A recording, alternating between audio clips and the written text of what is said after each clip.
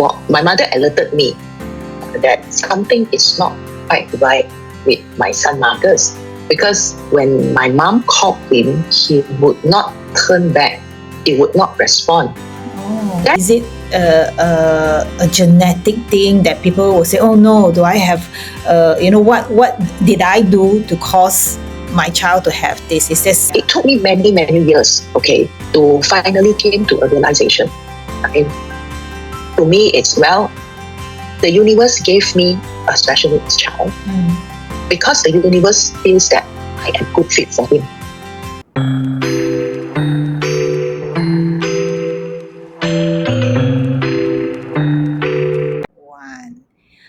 Good afternoon, everybody. This is Karen here from Midlife Mojo, and I have this lady, Sharon Wu, who's an incredible mom, incredible wife, and I would love for you to hear her story. So please don't go away. We'll be back very soon. Sharon, how are you doing? Hi, good morning, Karen. Hi. I'm doing good. Good. Okay, so let's start by giving everyone the premise. You are a stay-at-home mom, am I right? Yes, correct. I'm a full-time mom for the last 20 over years. Wow. And the challenge is you have a child who has autistic,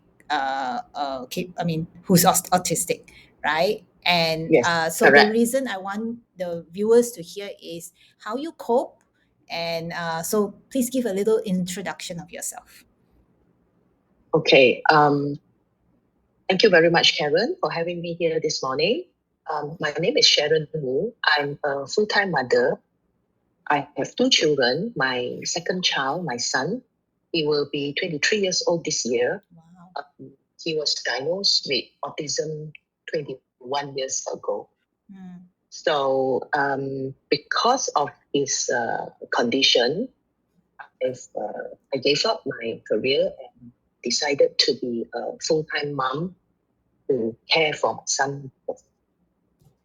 Okay. But okay, so you kind of you know, there must be something that you noticed when he was 2 years old that you felt something is not right. Can you share with us, especially for young mothers who may not realize, what are the signs that they should be looking out for? Yes. In fact, it wasn't me who picked up the little signs. At that time, we were residing in China. Okay. So my parents came for a visit, and at that time he was around one and a half, slightly over 1.5 years old. Right. And my mother alerted me that something is not quite right with my son Marcus, because when my mom called him, he would not turn back. He would not respond. Oh. Then I was still considered a fairly young mom, because my daughter and my son, they're just 2 years apart. And so I was telling my mom, I said, no, he is very focused on the things that he's doing, because he loves to line up things. So actually that is a red line. When a child likes to line up things in a straight line, whether it's toy car, Okay. blocks, books, whatever, when they line things up in one straight line, that is already a red line. Okay. A red flag. Okay. So my son loves to line up toy cars. Yeah, he has all these small little toy cars. He will just line it up, stare at it. After a while, he will line them up again in one straight line, just stare at it. So my mom was saying, something is not right with him, because when I call, he doesn't respond. And I responded to my mom. I said, no lah, he's very focused on his toys. Right. But actually, after that comment from my mom, I started to pay attention. And that's when I realized, it's how come there's a pattern there. One day he'll be lining up toy cars. Another day he'll be lining up blocks. Another day he'll be lining up books of around the same sizes. Right. So slowly, because of that, we decided to bring him for a diagnosis. Okay. And in fact, what was the thing that really pushed us to bring him for a diagnosis. At that time, it was, I can still remember clearly, it was Christmas in China. So Christmas Eve, we attended the Christmas Eve service, and all of a sudden, someone was lighted up the firecracker. Okay.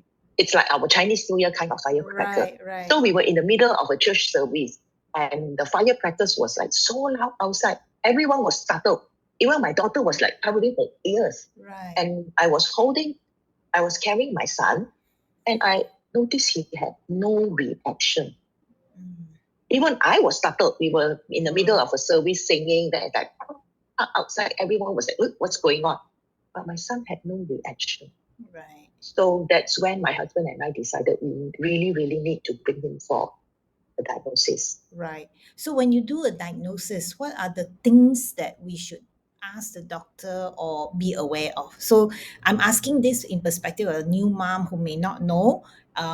So when you say a diagnosis, what kind of doctor do we go to? A normal pediatrician, or a specialist doctor? What's the action that we should take? Okay, for this, it's best to see a child psychologist. Okay. Yeah. So what we did was we brought him to a child psychologist, and he gave us a couple of pages of questionnaire. So everything was done through the questionnaire. So we just take and there were like boxes and multiple choice. We just take a few pages of questionnaires, and then after that there were these certain questions that we need to answer. Right. So from there, even by doing that questionnaire, right, we could tell that something. At that time we didn't know what was it. Obviously, we knew that he had some kind of condition. Okay. So from that questionnaire, the doctor is able to analyze. Wow. Yeah, what condition Marcus had. Yeah, so that's when we found out that he has autism. Right. And the word autism was totally a new word, something so alien to us. Imagine he's going to be 23 this year. Yeah. So that happened 21 years ago. Yeah, still 21 new. years ago, there wasn't much information at all. So after the diagnosis, right, okay, we know he has this condition. It's called autism. And the doctor just told us, okay, there's these therapies available. Okay, you can look into it, and also look into his diet. Yeah, so basically that's about it. So my question those days. My question to you is, what's the definition of autism? What's the medical definition? What is missing? A chromosome? What is it? Oh, okay. Autism is different from when you just now I heard you mention chromosome. Chromosome is Down syndrome. Yeah. So autism is actually a neurological disorder. Okay, neurological. It's something to do with the brain. Okay, I just explain to you in a very simple layman term. Okay, it's like traffic light. Okay, if the traffic lights, let's say you're at a cross junction. Okay, traffic lights working, the flow will be fine, correct? Yes. Green light, okay, this side go, the other three sides stop because it's red light. And then take another side green, okay, the cars move, the other three sides will stop. So these are when the traffic lights working well, okay? For autism, it's a neurological disorder. So can you imagine the traffic lights are not working well? It's malfunction. So you get 2 red, 2 green, 1 red, 3 green. Okay. So can you just picture in your mind how the traffic will be? It's all chaotic. Okay. So in a nutshell, it's something like that. So that is why for an individual or a child with autism, they perceive the world differently. They see things differently. They perceive the world differently. Everything is different from a normal neurotypical person because that traffic lights malfunction. I love the way you simplify it, because I'm sure I'm not the only one. There are a lot of young mothers or who may not realize that this is, so let's just say, is it a genetic thing that people will say, "Oh no, do I have, what did I do to cause my child to have this? Is there something, or is just like luck that you have something like this?"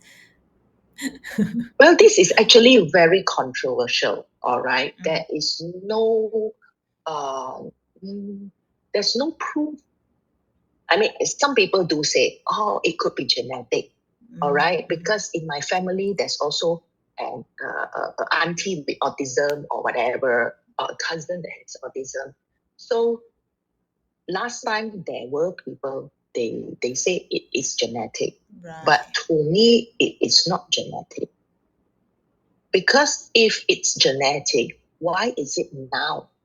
Now the autism rate has risen so much, okay, Yes. compared to like 20 years ago, 30 years ago. Right now, the autism rate is like, I think, 1 in 60. Wow. Wow. Yeah, it's 1 in 60. They will be diagnosed on that spectrum. Right. The spectrum is so wide. Yeah, It's wide, like yes. 1 to 10. Yeah. Yeah, it's a very, very wide spectrum.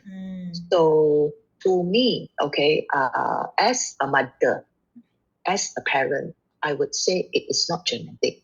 It is something to do with a lot of things because of our environment, the food that we eat, Yeah. okay, the vaccination that's given to each baby. Last time during the our reaction, time, parent, Yeah. right? Our time, the jabs were not like 8 in 1, 10 in 1. Yeah, babies, they do go for like certain jabs after you're born, right? As soon as you're born, then whatever, 1 month, 2 months. But nowadays, don't you realize that babies get a lot more jabs than before? Oh yeah, yeah, for sure. Yeah. And also the jabs are like like our coffee, not 2 in 1 or 3 in 1. I heard it's like 7 in 1, 8 in 1. Yeah. There's so many So it's like different. too many things going into a newborn or a young baby's body. Yeah.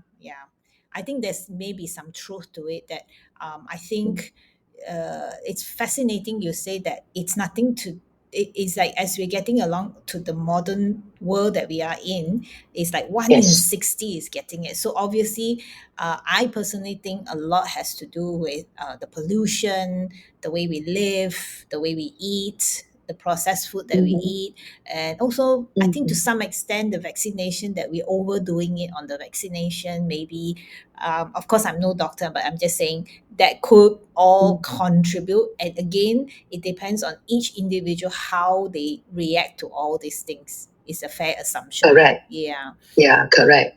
So I know you've had this and you gave up your career and you've done this with your son and so admirably. I one of the followers in your social media, and I think that what you do is just, I mean, as a mom, it is such and he's so lucky to have a mother who loves him the way you do and so unconditionally.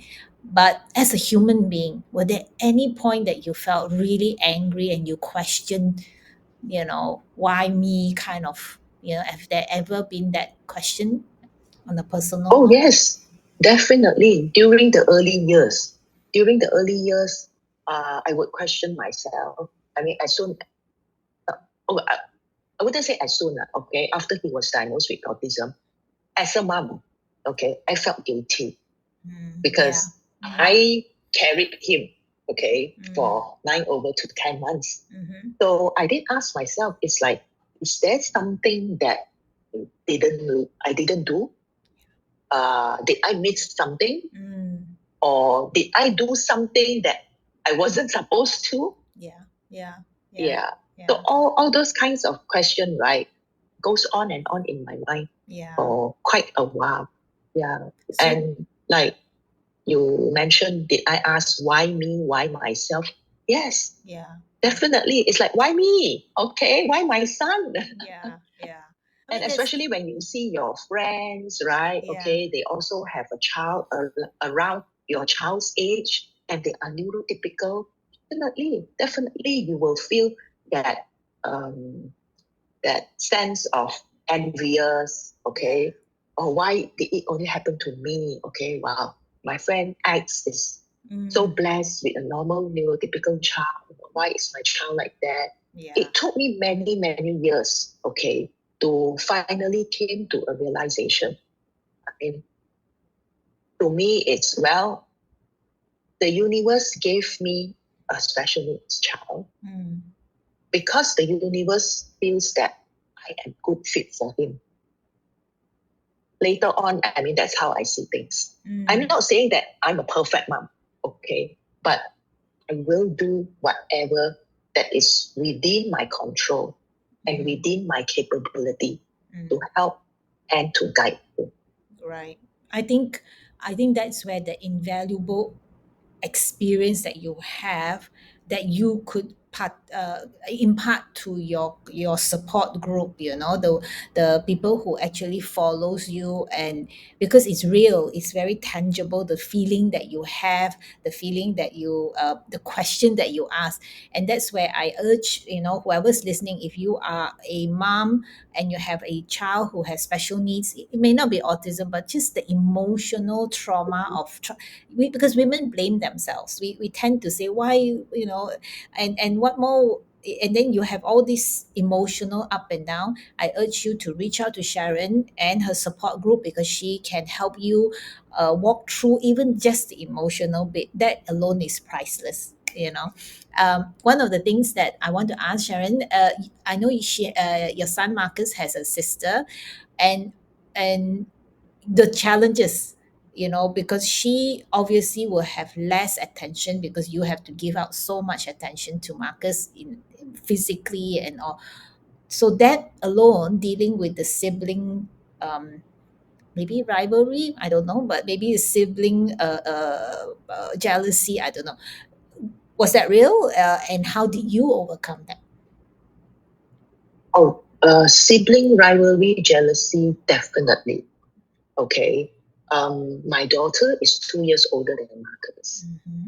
So you can imagine the first 2 years, she was like the only one.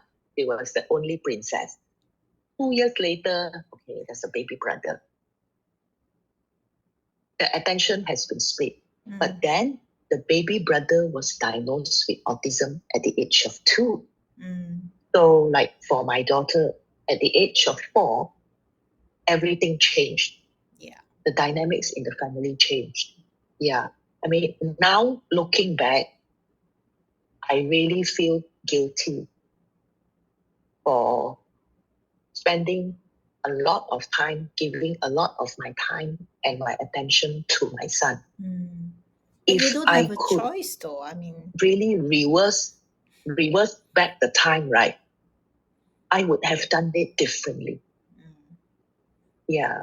That is why in my sharing, because I do short reels on Facebook and Instagram, I also share my experience, like, do not neglect your neurotypical child.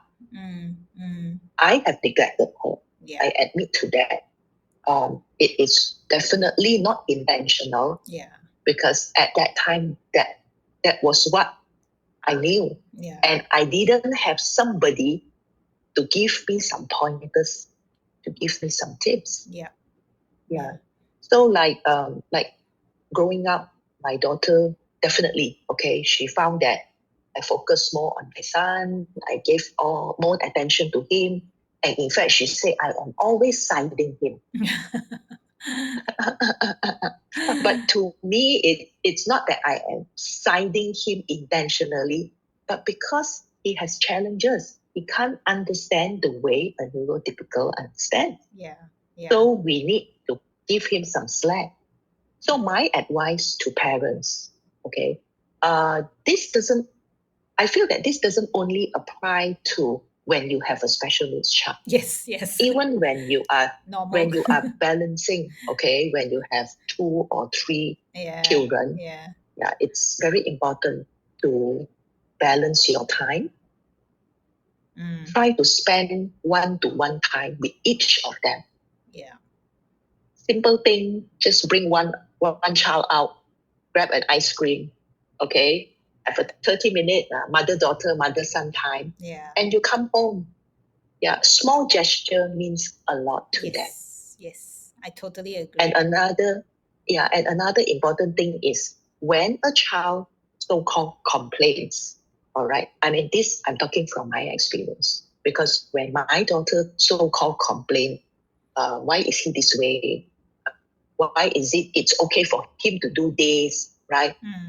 I will try to justify, because to me at that time, I thought by telling her, oh, your younger brother has these challenges. So to me, I try to justify and in a way teach her and educate her. But actually, we don't need to teach and educate them when the other sibling is also a child. Just be a listener to them. That's what I have learned. Be a listener to them. Let them talk, let them vent out or whatever, say out their frustration. They just want to be heard. That's all. Yeah, that's so true. My doctors have actually told me the same, that sometimes they just want they don't want advice or explanation. They just want me to Correct. hear it. The challenges of motherhood, yeah. Okay, Yes, one of the correct. last question I have for you is, so you, as you say, you spend so much time with the children and your family, and I'm sure also extended family. What are you doing for Sharon Wu? What am I doing for Sharon Wu? Actually, not much as compared to what I am doing for them. Yeah. So for me, it's take short breaks to do something that I like, not related to them. Yep. Previously, I thought, okay, just going out to the supermarket, get out of the house for 30 minutes to 60 minutes, it's a break.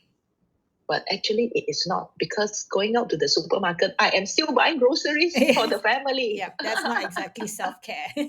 Yeah, it's still a task. Yeah. So that is not a break for me. Right. So now a break for me is something very simple. Going out for coffee and cakes with my husband, spend quality time, just chatting, simple thing like that.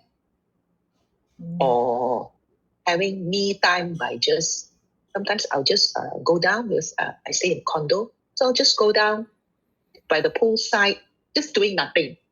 Wonderful. That's what I want everyone to hear, because it's not those doing little, anything. exactly, not doing anything and letting the breath take into space and the mind come into space and be present. And that's alone is like a little massage for the brain, a little massage for your heart, and say, okay, I'm okay, everything will be all right.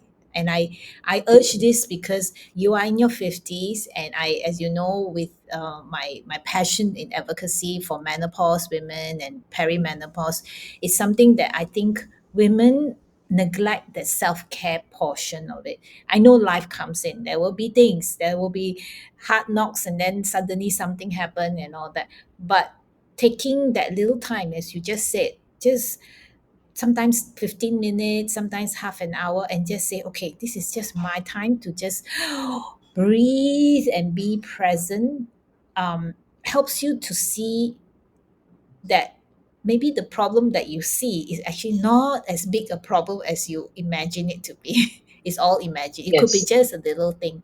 So to all the listeners who are listening today, please follow Sharon Wu with all her social media. The links are all below, and communicate with her. I'm sure she's more than happy to help. And in the meantime, follow Midlife Mojo, because we'll bring in more interesting conversations. Until then, take care. Bye, Sharon.